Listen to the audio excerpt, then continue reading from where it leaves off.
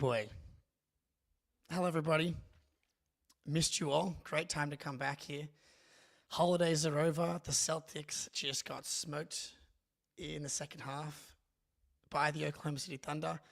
I'm back. I've got scratches on my face, which you can see. That was from the wedding that I went to, why I missed the last couple of games. Walked into the bushes trying to do a pee at a wedding on a farm in the dark. Now I've got scratches on my face, and the Celtics have lost to the Oklahoma City Thunder. What was the score, man? 105-92. Celtics were up 65-55, and the game ends 105-92 for the Thunder. The Celtics put up 27 points in the second half alone. 15 points in the third quarter, 12 points in the fourth quarter, and some of those points in the fourth quarter were garbage time points. That was one of the worst second halves I've seen them play. But, you give a ton of credit to the Oklahoma City defense. But it's obviously when something like that happens, it's a 2 to tango type situation. Obviously, the Oklahoma City defense was incredible. But you have a shooting disparity like this. And after the first half, I thought the Celtics were really comfortable offensively, put up 65 points despite shooting 27% from three. So you're like, man, they look comfortable. They're going to keep generating good looks. Even if they end up shooting 33% for the game like they should, continue to make that. It only got much worse. They end up 19.6% from three, 9 out of 46. And their shot qualities continued to get worse as the game went along. And of the shots that they did generate that were good, they missed. Tatum had an incredible drive down the lane, beautiful pass to Derek in the corner, swing to Jalen, catch and shoot, brick, and then I think was it Derek or Drew saved it. It was a little bit of a broken play. Lou Dort comes away with it, goes back the other way for a breakaway dunk. OKC turned up the defense and the Celtics couldn't handle it.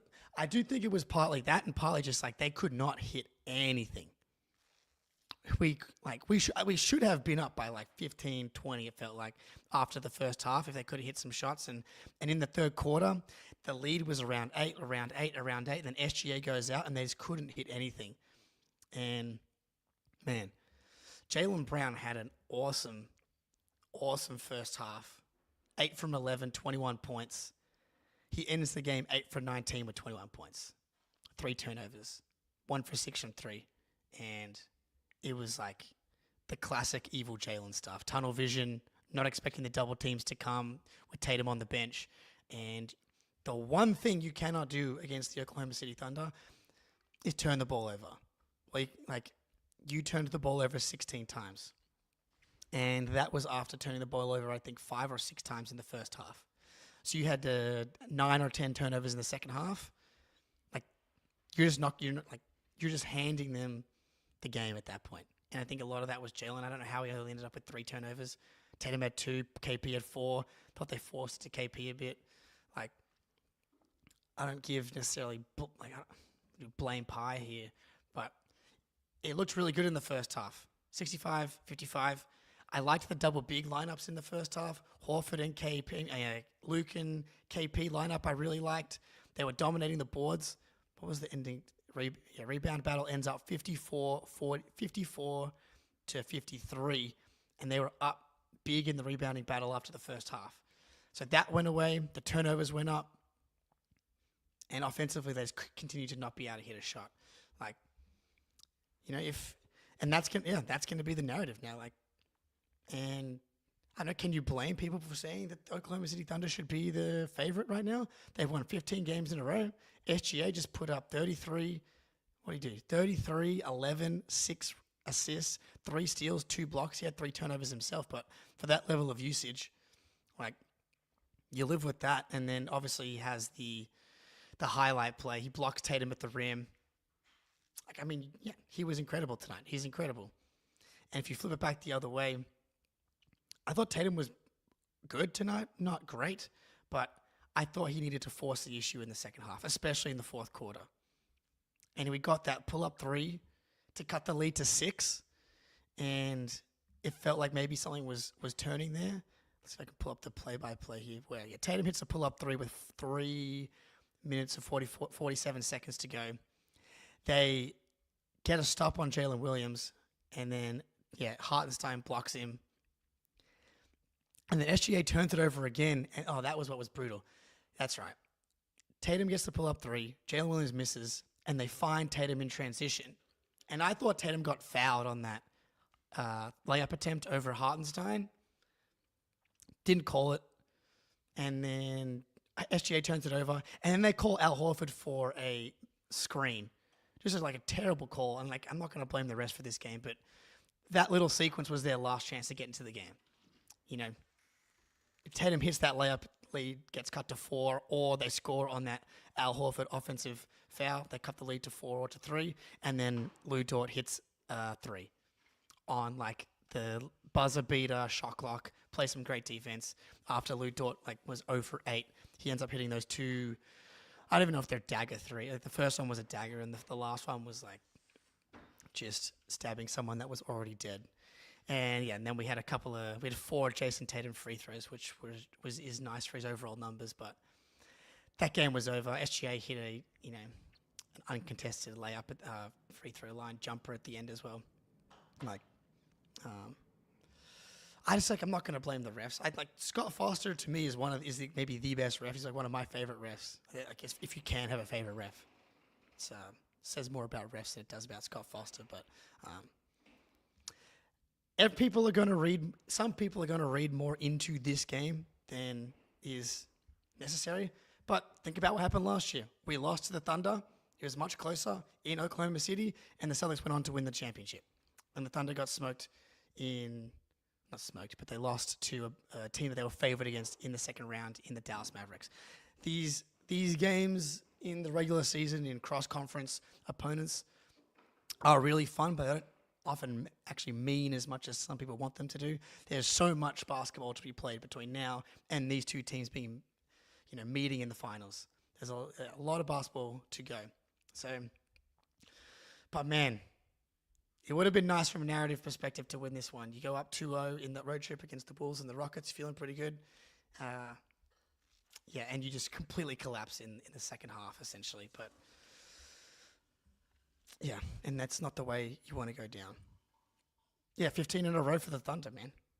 You can't really argue with that. I got a question for you guys here. We got Thunder, Cavs coming up later in the week. Who are we going for? Both teams are cooking right now. You can. I'm not. I can't make a. I don't truly see it with the Cavs, and this will be a really good thing to see as well. Can the Oklahoma City Thunder defense do what they did to the Cavs? It's in Cleveland as opposed to in Oklahoma City, so it's a little bit different. But and then looking at the bench, Pritchard 0 for 5, and missed some good looks, and then he became hesitant. He had a pull-up 3 opportunity that he's been confidently taking every single game, and he throws it to Tatum, and Tatum got pinged for the turnover. It was actually Pritchard's fault. And you can't turn the ball over against the Thunder. You have to. Spoelstra I forget it was the 23 conference finals run on the mic'd up. I'll never forget it. I'm going to keep talking about it. Shots on goal, especially in the playoffs against really good defenses, are just so much, they're literally infinitely more valuable than a turnover. I don't care if Pritchard is 0 for 5. If you get a clean look at a pull-up 3 against a defense you can't generate anything against, take that shot. And you don't take that shot, you pass it up, and you give Oklahoma City a wide-open layup on the other end. There's just, the mathematics on that is just exponential. And then Hauser 1 for 5. I thought he got some good looks as well. Didn't he goes 1 for 5. He had a big one in the first half. So you get nothing from, you get a combined 3 points from Pritchard and Hauser, who have been pretty solid lately. Horford gave you 2 threes, so from the bench, I thought Horford was good tonight. Of the bench players, I thought he was a monster on the boards. I thought he was good defensively. If he gives you 2 for 5 from 3, you're happy with that. And sadly, Drew Holiday's been cooking lately as well. And man, he ends the game 1 for 6, 0 for 4 from 3, 0 free throws. He did give you 8 boards, 6 assists. I thought he battled, but you needed something. Is there something positive to take from this game? I thought KP was pretty good too. Like he was playing really hard. And I guess the good news is the positive is KP is still healthy. He was able to get through. He's 2 games in a row now. Very exciting. And look, you fast forward to a series against these guys. They kind of kept the Jalen and Jason on SGA thing in the back pocket a little bit. They were going to Drew late in this game when he was just getting dusted over and over again. Did not love that. But, what they did against the Mavericks, you put Tatum on the big, you put Jalen on SGA/Luka. All of those ball screens, you just switch them, and then you get Tatum on that. You get Tatum on SGA. That's something that I think, and it looked like they tried to get Jalen on him late, but the damage was already done at that point. But yeah, look, it's hard to take too much positive from that game. I guess I thought the defense was excellent. What did OKC put up in the second half? They put up 50. They have 105 for the game. Like, the defense is what everyone's been talking about lately. And I thought the defense, if you gave me 105 Oklahoma City points, I'd probably take that going into the game. The problem is the Celtics shot 36% from the field and 19% from 3. And I just don't think that's going to happen in a series. Yeah, JT, few potential assists went crying here, unfortunately. But yeah, I actually thought they generated some good stuff. They just couldn't, when they did, Derek hit those 2 pull-up threes early in the game. He ends up 2 for 11 from 3. Brutal. He's been so hot from 3, especially hitting those threes coming off those switches. And he missed every single shot after the first quarter. Yeah, the numbers are brutal. But yeah, let's hope someone else beats Oklahoma City Thunder before they get to the finals, and let's hope they don't make a Cameron Johnson trade. But yeah, dude, if you're a Thunder fan, you smoke a healthy Celtics. Well, you don't smoke a healthy Celtics. You beat a healthy Celtics without Chet, without Caruso. Like, why are you not feeling good? And then you can make a Cam Johnson trade too. That's why it's really good news that the Celtics won their title, because it's really hard to win in the NBA. And it's most likely going to be a more difficult path. Hopefully we have a healthy KP. Maybe this is the beginning. That was probably his best game since coming back, I'd say. He gave you 19 points on 12 shots, got to the line. But again, he hit 1 3, 1 for 6 from 3. Jalen 1 for 6 from 3. Holiday 0 for 4 for 3 on some good looks late as well. So that's the story. Like, the positive is that might be the worst the Celtics have shot all season long. And part of that was the Oklahoma City defense. But in the first half when they were comfortable, like if they had been able to pull out a 40% three-point half in the first half, and they would have had that 15-point cushion, they'd probably hang on, or maybe they hung on, or Oklahoma City's defense is a little less likely to, because they were packing the paint on Jalen and packing the paint on Tatum, because no one could hit a shot. RJ, thank you for the super chat. I know I missed 2 games. The Celtics beat the Timberwolves with a Tatum masterclass and a drubbing of the Ime Rockets. So a happy New Year to you as well, RJ. I'm sorry. If the Celtics lose to the Nuggets as well, maybe I have to call it quits for first to the floor, and that'll be it for me. But it's good to be back. We're back to a relatively normal schedule going forward. Me and Spoonie will do like a deeper breakdown of the game tomorrow, which will be good or bad and painful. And then we'll do kind of back to late night and stuff from the Nuggets game onwards. So good to be back. Good to see you all. It's unfortunate we couldn't have had the 3-0 on the road trip, snapping the Nuggets, winning streak. And obviously the Patriots pissed away the number 1 overall pick. So not the best day in Boston sports history. At least they fired Gerard Mayo. That's one positive we can take from today. Everybody, it's been a pleasure. I'll talk to you shortly. Back for playback for the Nuggets game. I know it's late. I think it's a 10 p.m. East Coast time. So we'll see how many of you are able to hang out with us late. And the Celtics are bouncing back. You know that's happening. All right. Good to see you all. Till next time. Go Celtics.